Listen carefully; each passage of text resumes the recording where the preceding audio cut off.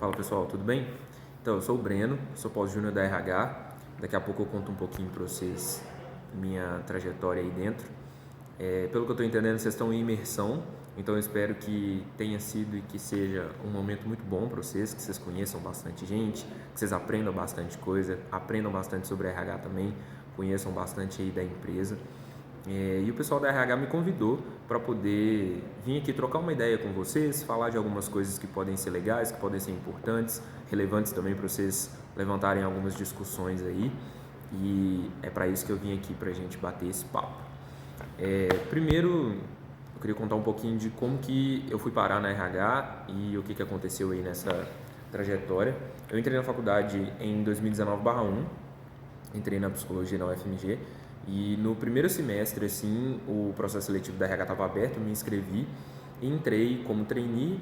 Em 2019/2 eu fiquei alocado na diretoria comercial. Eu vou puxando os ganchos também de como que foi acontecendo minha capacitação nesse meio tempo. Pro trainee a gente tinha acesso a alguns materiais da RH, a alguns manuais também, então a gente lia um pouco dos serviços que estavam, para entender mesmo como é que era feito. E aí quando eu entrei na diretoria comercial, como assessor, a gente começou a ter contato com alguns conteúdos mais direcionados para vendas. Então, a pessoa que era responsável, né, pela diretoria da comercial passava para a gente, na época era projetos, então ela passava para a gente alguns materiais para a gente poder estudar técnica de venda, técnica de persuasão. Eram coisas assim que a gente direcionava um pouco mais os nossos estudos para poder trabalhar um pouco melhor aí a dinâmica de venda de processos dentro da RH.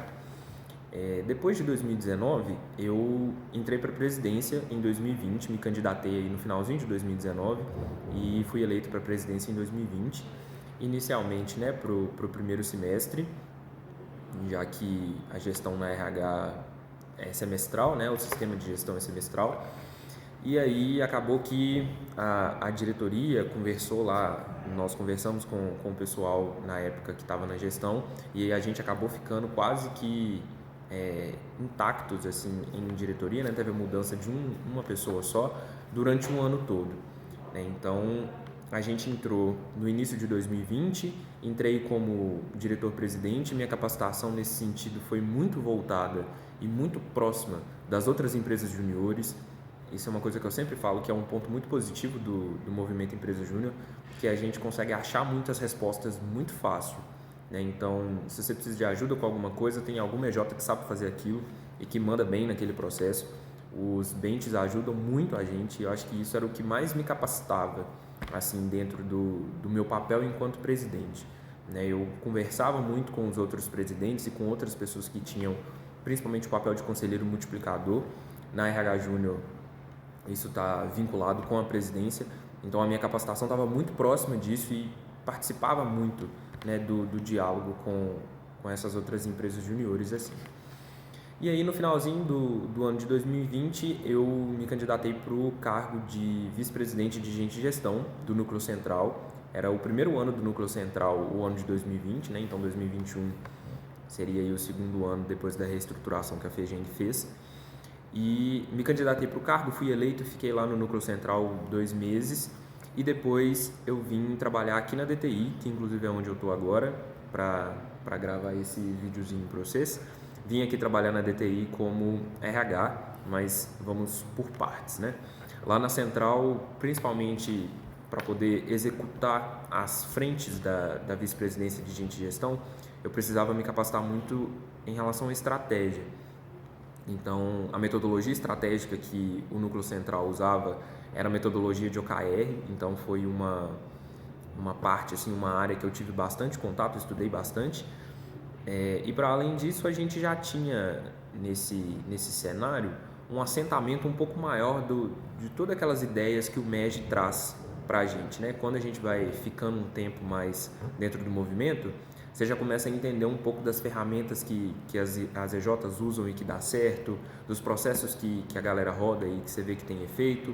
Então, quando você vai para uma instância assim de nível regional, geralmente você já tem um acesso um pouco mais amplo a esse tipo de ferramenta, a esse tipo de processo assim.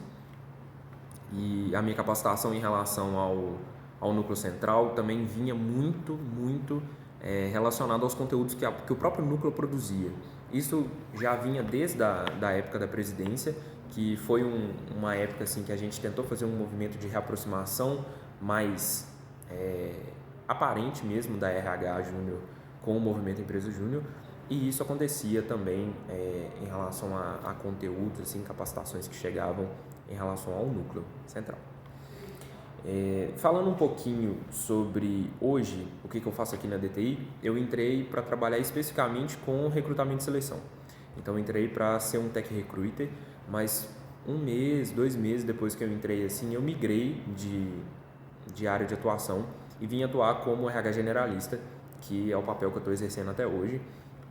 A DTI, ela é organizada, o RH é organizado em frentes, então a gente tem atrair, selecionar, cuidar, integrar e incluir. Quando eu entrei na DTI, eu era específico da selecionar. Juntamente com a selecionar, eu peguei para trabalhar com a atrair, e a cuidar também vinha, né? Então acabou que eu já entrei como generalista e hoje eu trabalho mais especificamente com a cuidar, e quando precisa eu mexo com recrutamento e seleção também. O nosso trabalho aqui na DTI é muito parecido com o que a gente entende como business partner, né? Que é um RH estratégico.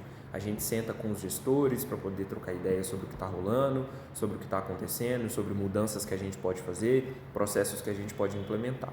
Então esse é mais ou menos o meu dia a dia de hoje. Um outro ponto que eu queria trazer com vocês aqui era sobre como que a estratégia rolava lá na RH, na minha gestão, já que a gente está falando bastante de estratégia aqui. Em 2020, o PE que rodava, né, era o PE que foi estruturado em 2019/2, mas a gente teve aí a questão da pandemia, e a Brasil Júnior lançou uma flexibilização dos planejamentos estratégicos, né, que ia descendo de forma escalonada, assim. Então, a BJ mandava as orientações para as federações, a FEGENG passava orientações aqui para o núcleo central, e o núcleo ajudava as empresas juniores a fazer as reestruturações que precisavam. A RH foi uma das empresas juniores que mexeu nas metas, porque a gente viu que a pandemia ia impactar no nosso modelo de trabalhar, nas metas que a gente tinha estabelecido. Então, em relação ao contexto estratégico, assim, na minha gestão, a gente teve esse percalço assim no meio. A gente fez várias reuniões para poder entender como é que seria, né, a mudança do planejamento estratégico, onde a gente queria chegar, quais eram as possibilidades que a gente tinha de trabalhar, e foram cenários assim que trouxeram para nós uma outra perspectiva em relação ao planejamento estratégico que a gente tinha anteriormente, né? Nessa época, a estratégia era acompanhada pela vice-presidência.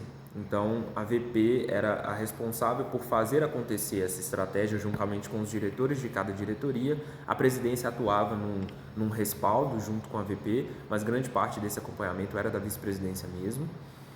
E falando em relação às mudanças, né, que aconteceram aí na gestão de 2020, foi a gestão que eu estava na presidência, a gente teve algumas mudanças assim bem marcantes. Uma delas foi a possibilidade de aproveitamento de horas remotas, né? Isso era uma coisa que não estava oficializada com o colegiado. As horas da RH eram aproveitadas só presencialmente. A gente fez um movimento de imergir, né, como eu falei, a RH mais no movimento Empresa Júnior. Então, aproximar mesmo do núcleo central, aproximar mesmo das outras EJs, era um movimento que a gente estava prestando bastante atenção para que ele fosse intensificado, assim. Aconteceu um repasse de verbas, né, da Pró-Reitoria de Extensão, que a gente conseguiu submeter um projeto lá e conseguimos uma verba para comprar alguns equipamentos para RH, que foi bem legal também. Junto com isso, a gente teve algumas mudanças assim de processos que costumavam rodar, né? Então, o processo seletivo do primeiro semestre, por exemplo, a gente optou por congelar, porque teve o congelamento das aulas da UFMG. Enfim, o nosso organograma, resolvemos colocar ele como circular. Então, dentro de um ano tem muitas mudanças assim que poderiam acontecer, e essas foram algumas das marcantes, assim. Eu espero que tenha dado para vocês entenderem um pouquinho do que foi a gestão 2020, e se vocês quiserem saber mais alguma coisa, quiserem trocar alguma ideia, estou aqui à disposição, tá bom?